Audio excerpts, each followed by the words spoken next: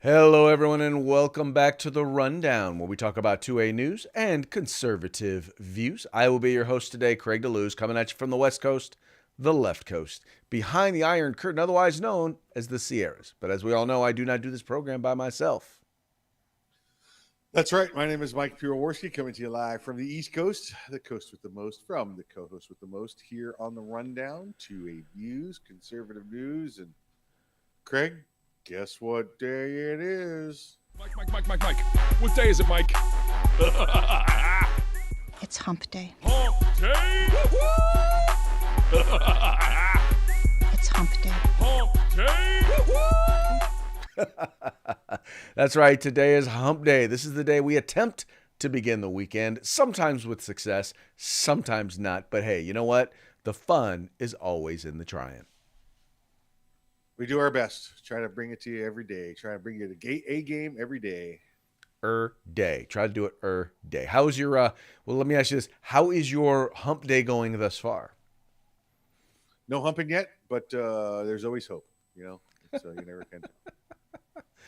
Actually, it's started off quite well for me. Even midday today, I'm beginning on the downhill slide. I've got one last meeting this evening, and then tomorrow and Thursday and Friday are going to be pretty chill for me. Very nice, very nice. Yeah, we got some meetings tomorrow before the show. Perhaps looking maybe a little couple changes to Arms Room Radio, new stations, stuff like that. Other than that, it's going good here.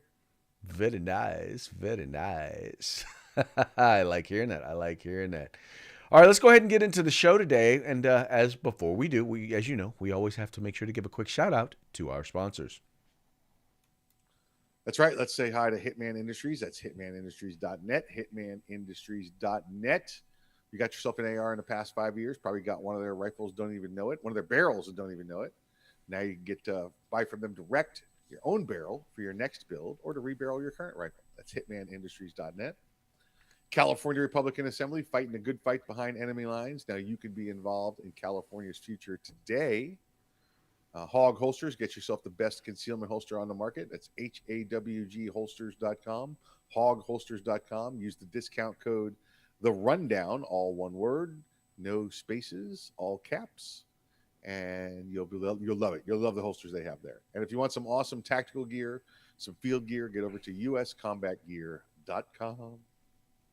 Folks, these are our sponsors. They bring us to you so that we can bring you to them. Do yourself a favor. Do them a favor. Do us a favor. How about that? Click on the links in the description of this program. Check them out. If you like what you see, spend some money with them and make sure you tell them that it was the guys over at The Rundown that sent you. Also want to thank you for all those of you who are liking, who are sharing, and who are telling your friends about The Rundown. Make sure that you're following us in more than one place because as we all know, and we'll be talking about a little bit later, the internet folks are definitely trying to make sure that they throttle anybody who doesn't fit the corporate left-wing propaganda. So that way, by following us in multiple places, you help push up our score, in terms of the number of people that'll be able to see us. But also in the event that we wind up getting the boot from one of those platforms, well, you can find us and you can watch or listen to the program without missing a beat. There you can. Do that. We don't care how you partake as long as you partake. There you go. Get some. Fun stuff. All right, let's go ahead and let's get into today's news. So the first story has to do with LAUSD, and this is the Los Angeles Unified School District. This is the second largest school district in the entire country. For those of you who do not know, they are on strike. That's right. They have decided they're going to take at least a 3-day strike. Now, mind you, LAUSD right now, the people who are striking are not the teachers, although the teachers are out as well. That they're in solidarity, the teachers are supporting these are the classified employees, the people, the bus drivers, the people who run the kitchen, the instructional aides. Mike, they are looking for a 30%. You heard that right. A 30% pay increase. And this is despite the fact that the district has already offered a 23% pay increase on top of a 3% bonus. Now, Mike, I sit on a school board, and I can tell you right now that a 30% pay bump is in public is unheard of, absolutely positively unheard of. And going into a time when we're already looking at a deficit at the statewide level and potential cuts to education, I can tell you right now, there's no way that a 30% pay increase is going to be sustainable in that district for more than a year or two. It's a pipe dream. You're never going to get 30%. 30% is budget busting. They'll be able to afford everything, but like students there. Craig, I know these numbers are big too. It's like 30,000 people that they're out on strike right now. 23% is a big number. That's huge. You're never going to see something like that again. Stop being absolutists. Take what you can get. Take what you can. It's more than reasonable. With your bonus, you're looking at 26% this year, and probably then 23% every year thereafter. Who knows what other bonuses you could roll back in there? Take the 23% and run. I mean, it's like standing at the blackjack table and they go, "We're going to give you 23%, profit right now," or you can gamble and get nothing. Because that's what they're facing. Well, Mike, this is what gets me. So first of all, understand most of these are jobs that were never meant to be full-time jobs, right? Most of these are people who are working between 4 and 6 hours a day. And these are the sorts of jobs that are available in particular for parents who want to be there when their kids get off school, who aren't working over the summertime. And so when they look at, for example, their pay, like they got instructional aides on average. Here, I'll show you. This is from a local article that was a local news station. They're reporting instructional aides get $27,500 annual per year. Bus drivers, custodians, food service get almost $32,000. Teachers assistants about $23,000. Program aides $14,000. Now, Mike, keep in mind these are part-time positions, and they're only working maybe 9 months out of the year. And this average doesn't take into account seniority, because they're people who have been working there a long time, who have made this a career. They're making more. And the people who just started, they're making less, right? But none of that is taken into account in the reporting that you're seeing, right? And it is unfathomable that once again, and by the way, these are the same unions that kept kids out of school for almost 2 years in California, right? The problem I always tell people is the thing about education unions, and by the way, SEIU is not an education union, even though they work with people who work at schools in this case, but they're labor unions. Their job is to advocate for higher salary, better pay, better working conditions for their members. That's their job, and I don't begrudge them that. But let's stop pretending like their number one goal is to take care of kids. No, their number one goal is to take care of themselves. That's it. And like you said, the union itself and the news media are portraying this as, these are full-time minimum wage employees just trying to earn a living, and that's not true. It's nowhere near the truth, and they continue to put out bad information to try and influence people to put pressure on. The school system to give them these raises. Right. And we saw something similar. This happened a couple of years ago with Sacramento City Unified here in Sacramento. And what was sad about it was the mayor, Darrell Steinberg, former state leader, Senate pro tem leader, now mayor of Sacramento, stepped in and basically wrangled the city school district to agree to the union's demands. And within 6 months, the county board Office of Education basically said, "You guys, your budget is busted. You cannot afford these raises." Yada. I mean, they literally they came this close to fiscal insolvency if they hadn't had to make a bunch of cuts. And by the way, the people who wind up getting getting cut when you agree to stuff like this. It's not the senior people who are actually making really good money. It's the low income worker, the ones that the new ones, the ones who just got hired, the ones who you supposedly were getting that raise for, they are the ones who wind up getting laid off. Yeah, so be clear. You understand what Craig's saying here, folks. If they get this 30% raise, they're going to lay off a significant amount of these people to make up for the money to give the other people. Right. The people who supposedly you're fighting for the raise for, they're the ones who are going to wind up getting laid off. Just so y'all know. Yeah. All right. This next one is also from Southern California, and Santa Monica. Santa Monica is a city where basically, if you're from Santa Monica, you say you're from LA. It is in LA County, but the city of Santa Monica, like many cities in California who are now wrestling with the idea of having to give permits or having to issue concealed carry permits, they've decided that they are going to basically institute what amounts to a poll tax there in the city of Santa Monica. And this city is charging, and I'll pull it down here. So this city is basically going to be charging $600 for applicants, right, to apply for their concealed carry permits. Now, that does not include $150 that's going to need, I'm sorry, $617. $150 for a psychological exam, right? And then on top of that, you've got to take a class. Well, especially the initial class in California that you're going to take is going to run you somewhere in the area of about $200 to $250. If you're taking a good class, you're probably going to be paying a little bit more than that. So you could be paying anywhere between $900 and $1,000 initially to get your concealed carry permit in Santa Monica. Now, Mike, I think you and I are in agreement on this one.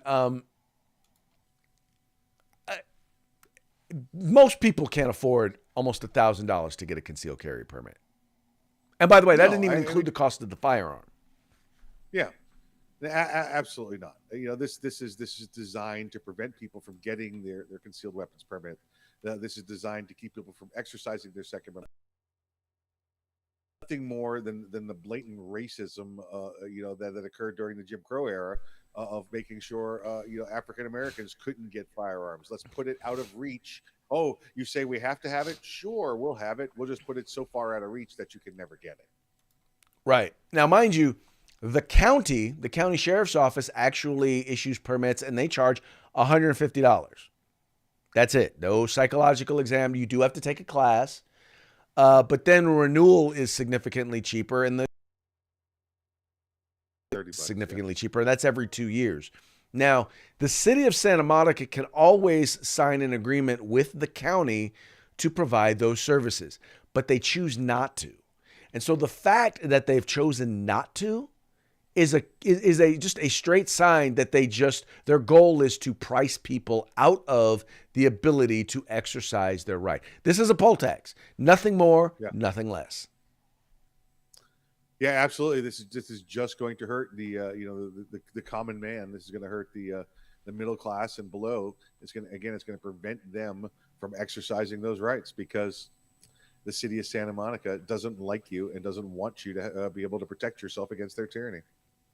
Right. Well, I have a feeling that this sort of regime is something that is going to be challenged in court because there's no way they're going to be able to make a tie to it. And once again, by the way, the people, what's going to happen is the wealthy are going to be able to get their permits. The not so wealthy, law-abiding citizen is going to have to decide. Either I give up my right to defend myself outside of my front door and follow the law, or I carry anyway and basically violate the law. And the worst part is that if they get caught carrying, they potentially lose their guns, their gun rights, period. They lose their ability to then even defend themselves within their own home. If not, by the way, having to pay a bunch of fines and maybe do jail time. And in the meantime, the people who we don't want carrying guns, the gang members, the drug dealers, the criminals, the people, the mass shooters, they're still going to be carrying guns. What, you mean they're not going to go follow the procedure and pay $617 to get their permits to carry illegally? You mean that's not going to happen? I know. Hard to believe, right? But that's kind of how it goes. If they get their permits from the sheriff's office, can they still carry in the city of Santa Monica? Yes, but if you live in the city, they're going to require you to get it from the city. Oh, see, you can't do that. You can't. That's illegal right there. You can't force which services somebody has to accept, especially based on a poll tax. Well, exactly. If I lived in the city of Santa Monica, I would just go to the LA Sheriff's Office and I'd make them deny me. Yeah, there you go. Yeah. Or go and then I would sue the city of Santa Monica.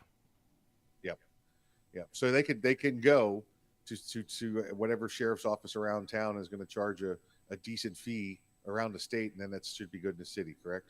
Well, no, you can only apply in the place in which you are a resident. So I'm in Sacramento County. I can only apply in Sacramento County. If I lived in, for example, LA County, I could only apply in LA County. I couldn't apply in Sacramento. Okay.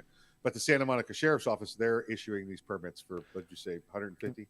Well, that would be the Los Angeles County Sheriff's Department it's 150.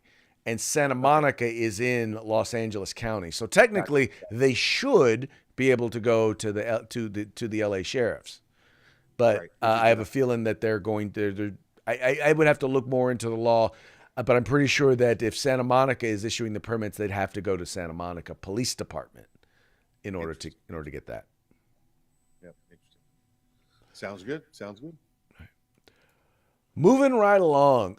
This was a hard one because this actually started off. It was part of a fact check article that I was reading at Breitbart, and this is where the Texas Tribune actually claimed that the AR-15 was U.S. infantry rifle in Vietnam. Yeah, no. Whoever wrote that with the Texas Tribune, you're in Texas. You should be ashamed of yourself. Clearly, that is not true. But the article that they were referring to was this one right here, where they were talking about law enforcement, cops who were there on the ground in Uvalde at the school.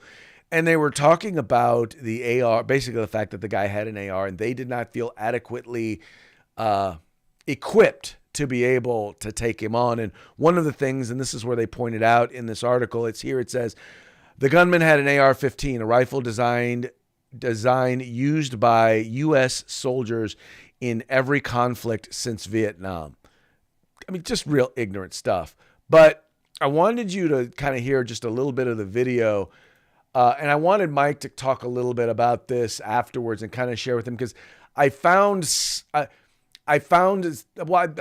had some issues with some of the things that I was hearing. And I'll let you guys listen to just this part of the video, and then we'll talk about it with Mike afterwards. The amount of gun smoke that was inside the hallway, and I told the guys, hey, be careful, we're in the kill zone, because I knew he had shot through the walls. Careful, guys, shot fire. I'm just waiting for those rounds to hit me. Right when we got to where we thought he was at, then gunfire. You know, I knew too, it wasn't a pistol, I knew it was a rifle. I was like, shit, it's a rifle. The way he was shooting. Take cover, guys. He's probably going to take all of us out.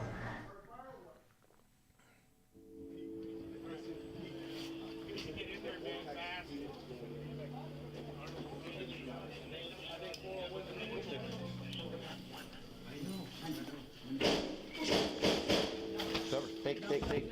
Cover. I have a male subject with an AR. You know what kind of gun? No, man, they are. He has about right. Does he really?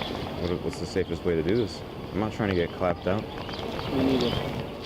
You knew that it was definitely a AR 223 round. You could see the shell casings. We had no choice but just to wait and try to get something that had better coverage where we could actually stand up to him. I called for long rifles, I know that. I don't know what words I used, but I knew we needed to get a whole bunch of those over there, because I didn't have one, and I don't recall if Lieutenant Martinez even had one when we walked up. Stop my truck, take out my AR, get it ready. I know there's schools going on.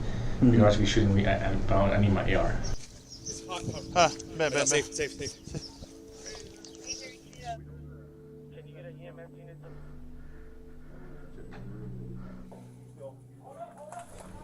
Careful, brother. He shot Javi through the door.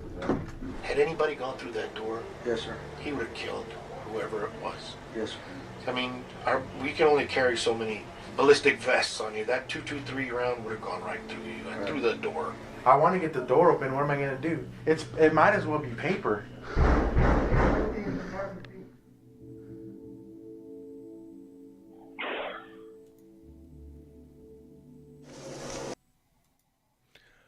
All right, Mike. Let me get your reaction to what you just saw. I saw a complete atmosphere of cowardice, is what I just saw. I saw individuals that had no respect for the community and the mantra of protect and serve. The training that's been going on for over 10 years now in law enforcement is move to contact. All right, I don't care if you're the first guy in the door and you got nothing but your sidearm and your standard ballistic vest on, your standard bulletproof vest, old school, like under the shirt kind of vest. You move to the sound of gunfire to end it. That's what you do. You don't wait 2 hours or whatever these people waited for, the Delta forces to get there. You move to the sound of gunfire to prevent death from occurring. If that means you have to, put your life in jeopardy, that's what you do. If you're unable to do that, lay your gun and badge down at the door and go home and never come back. It's not your job to protect your life. It's your job to protect others. Get out there and do your job and protect these children, you entire department of cowards. I could not have put it any better myself. I'm not law enforcement. I've never been in a situation where I've had to put my life on the line in order to defend another. I don't know training, tactics, department policies, or anything like that. But common sense to me says, especially early on, if there's a chance that there are kids in there alive, you need to get in there and end this or do what you can to save their lives. And they just seemed absolutely like they weren't in. I don't want to say that they weren't interested, but they were more interested in protecting themselves. And by the way, I don't understand what the point of, well, if he's got a rifle, I got to have a rifle. This is close quarter combat. Your handgun is just fine, right? Your handgun can, believe it or not, it's like, it reminds me of like in football where they say where two quarterbacks going up against each other, when in actuality, the two quarterbacks never actually face off on the field, right? In this particular case, your handgun is more than adequate for you to be able to take on this individual.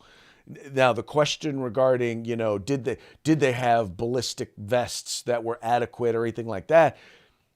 That is made null and void by the fact that, look, this is your job. There are lives in danger and you have a responsibility to get in there. You have a responsibility to help, to work, to serve, to save those lives. And when you decide not to, then maybe you need to be in another line of work. Absolutely. Listen, the job's not for everybody. Yeah, you want a good government job, you want a nice pension and everything. That sounds like a great thing, but it's not for everyone. The training and tactics have changed over the past 20 years.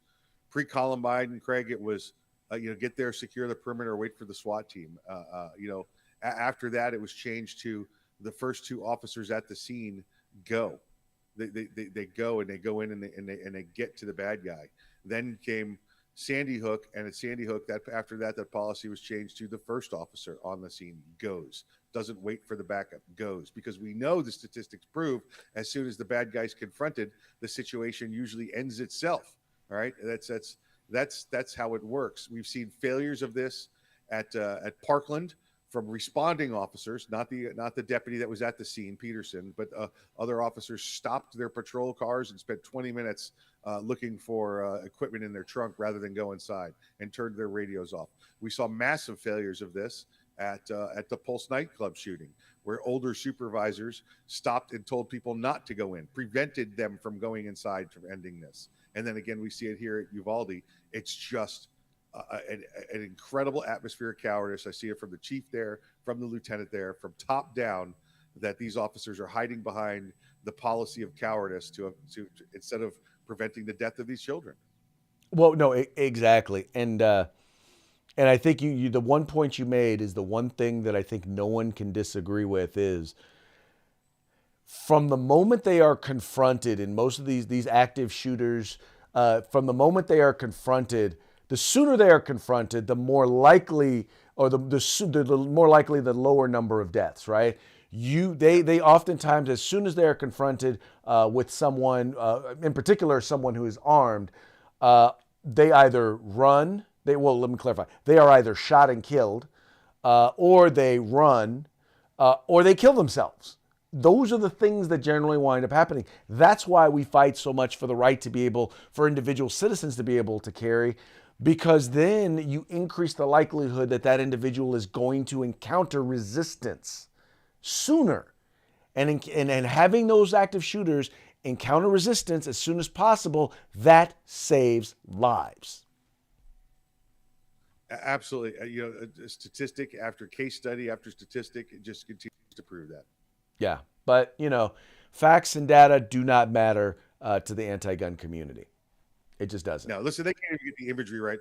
The first photo you posted up with the infantryman carrying the M16 in Vietnam, it's not the AR-15. It's the single. That's the AR-15 is the single shot civilian version, and you have what they called an infantryman in Vietnam carrying that rifle, and that was clearly an armored crew member on a tank. That was not an infantryman.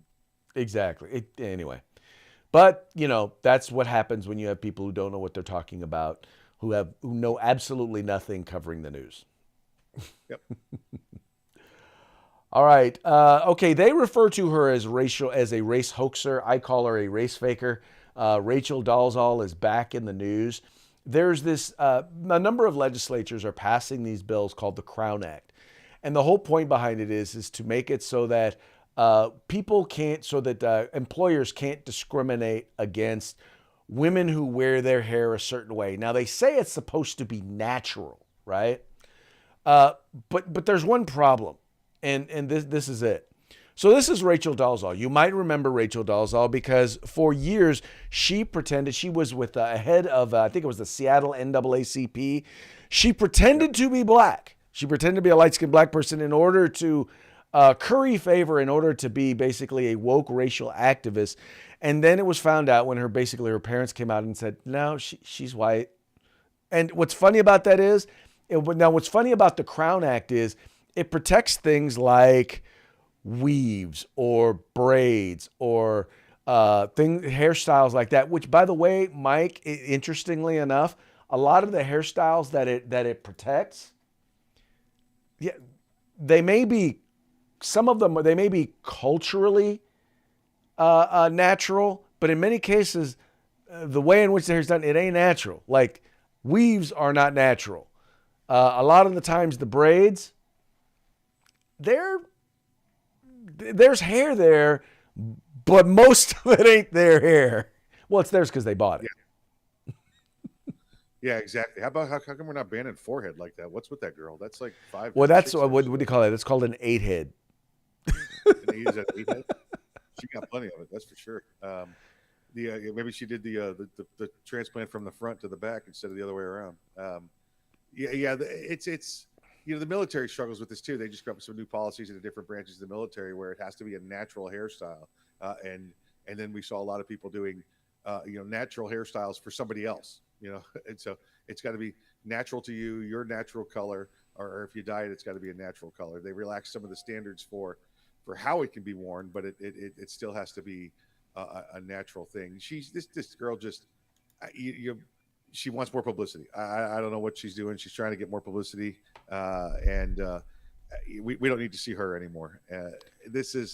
This whole thing now we're going to make hair racist, Craig, is what it's going to be. It's going to be, if you talk about somebody's hair, you're going to be a racist. That's the next accusation we're going to get. Well, I get, okay, different styles and things like that, but I'm looking and I'm like, okay, I see braids with weave, ponytail, wig. I'm looking at all these hairstyles that are clearly not natural hairstyles. Yeah.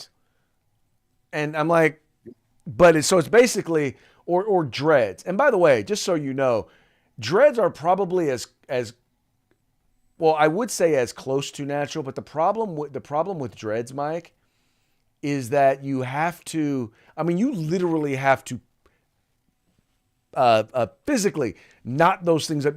Most people who do dreads, it's not a natural hairstyle. It's not like they've been sleeping outdoors like homeless people do, and it just naturally knots up. They intentionally gum it up and knot it up in order to make it do what it does.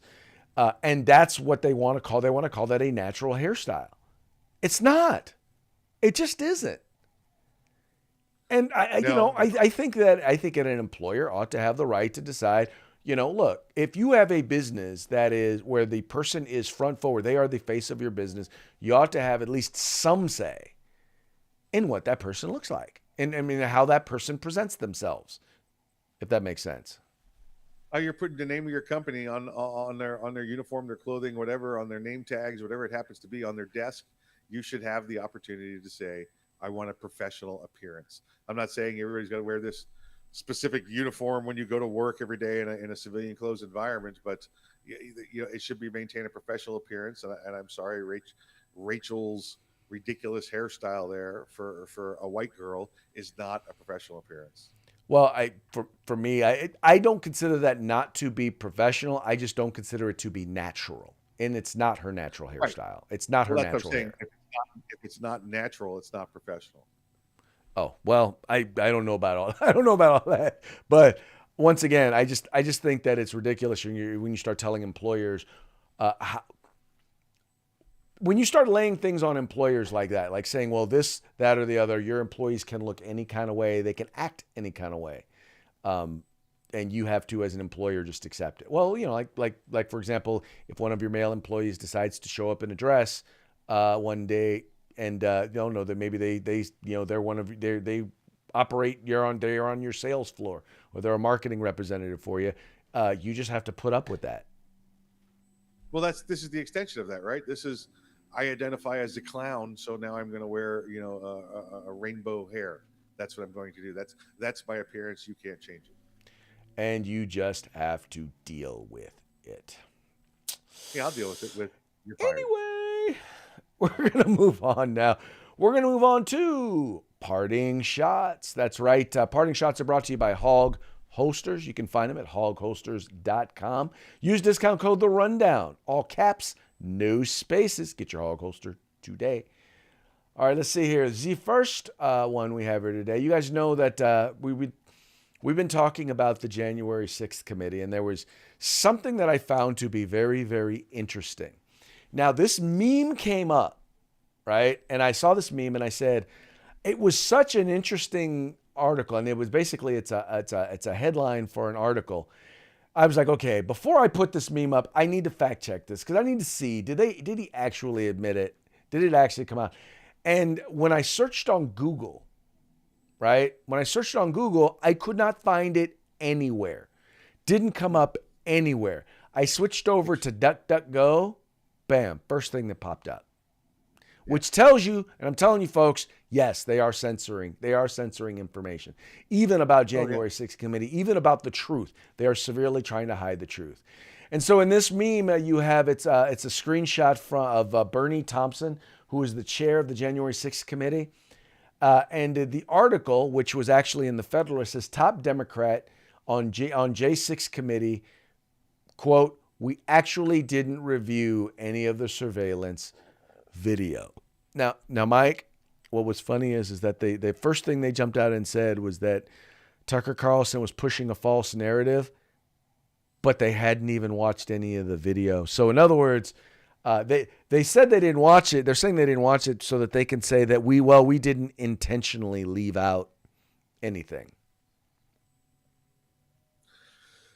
Yeah, how ignorant does this make you? Listen, there might be stuff in there that's for them, so we're not going to watch the video at all. That's our plan. Right. Well, in the article, once again, which is over at the Federalist, it was back from March 9th, they actually said, well, we had staff watch it. So in other words, your staff are the ones, by the way, because they work for you, you're the one responsible for them not doing their jobs. But the staff is the one who intentionally left out or painted a false narrative. That's what you're saying. So your staff painted the false narrative. So from your day office one, from day one when this started hitting the news media, they never watched any of the video, never any of the footage. They read all about this in the newspapers and in internet blog sites. They never actually saw a video for January 6th. They're lying, Greg. They're all lying. Well, and that, by the way, leads us to our our second one. The most powerful piece of political art I've ever seen. You want to describe this one for the audience who's just listening? Yeah, it's Lady Justice. She is being held down. The right hand, holding the scales of justice, being held down by the Democrat Party, and left hand over the mouth, being suppressed by Google, Facebook, and Twitter. Exactamundo. And by the way, this also applies to the next thing that we're going to be talking about in our parting shots.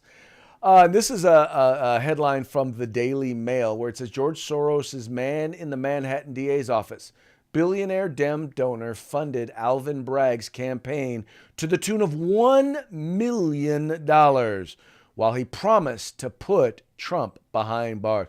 You know, that's the funny part is this whole case is completely contrived.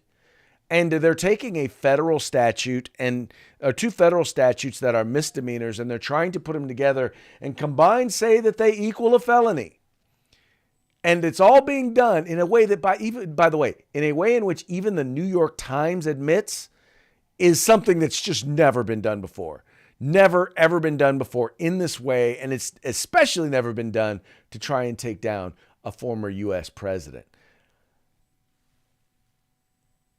Yeah, absolutely not. This is again the ultimate example. One of the top prosecutors in the country, been bought off, been paid and bought and paid for. Bought and paid for, and that was, by the way, in this new one. It's basically George Soros with an Alvin Bragg puppet saying "Indict Trump." But you know, Mike, that like I said, the thing about this whole thing is that he campaigned on the idea that he was going to weaponize his office in order to take down an enemy of the Democratic Party. And now he's doing it. Yep. He should be in jail. Right. Well, eventually, supposedly sometime this week, Trump is supposed to be in jail. And I believe they're doing it primarily so that they know that they're not going to get a conviction, but they're hoping to get a perp walk and a mugshot. But I think that Trump's mugshot is actually going to look a little bit more like this. You want to describe this one for the folks who are watching or are listening? Yeah. This is while President Trump was president there in New York City with the support of, it's got to be 50 U.S. cops posing, or New York City cops posing with him. And there's some firemen in there as well. I could tell you as a family member of NYPD that this is how they feel about him predominantly. They're a huge supporter, and it's not going to work out well if they try to press the NYPD into making this arrest. Why does that not surprise me at all? Yeah. All right, folks. Well, that's it for today's show. But before we go, it's time that we gave a shout out to our sponsors. That's it. Let's say hi to hitmanindustries.net. Hitmanindustries.net. You can get different length barrels for rifles or pistols and plenty of different calibers available in rifle and pistol calibers. The California Republican Assembly, fighting the good fight behind enemy lines. You can make a difference in California's future today. And of course, if you want some awesome field gear, get your butts over to uscombatgear.com and get everything you need. Folks, thank you so much for tuning in today. We appreciate you liking and sharing the program and encouraging your friends to do the same. We're going to be back tomorrow on Thirsty Thursday. Hope to see you then. Peace out.